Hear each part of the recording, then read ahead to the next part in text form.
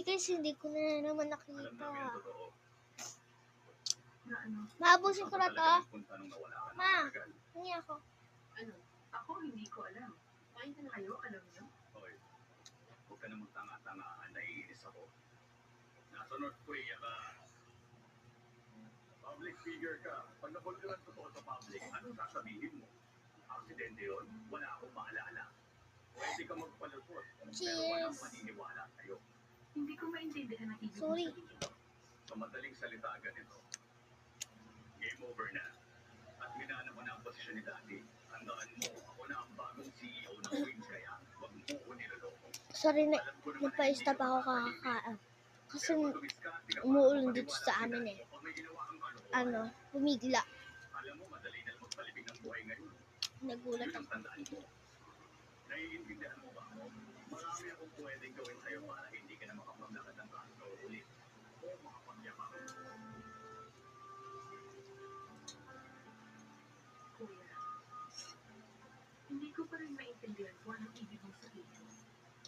So kung pwede lang, umalis ka na please.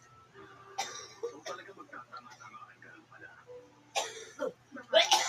Akala mo wala kaming proof. Hawak namin to. Pwede ano sa tingin mo? Dahil buhay ka pa. Sobrang saya kaya nila. Talaga? Sino?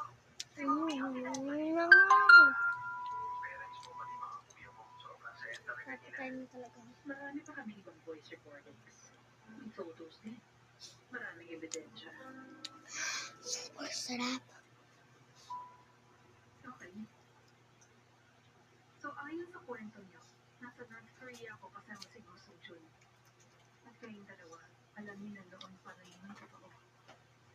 Oo. Pero,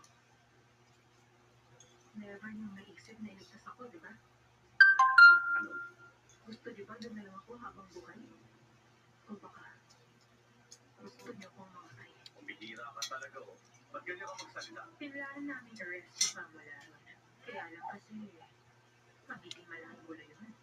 Kung hindi kami magiging Guys, busog na delikado talaga para sa ako. buong pamilya. Meron tatlong uri ng tao. Busog na talaga ako. Goodbye na guys. Yung tumutulong pag Nag-part 3 pa talaga. yung pinapabaya ka sa oras na magiging Apakatagal ko talaga kumain. Tapos di ko pa nakikita. Bye!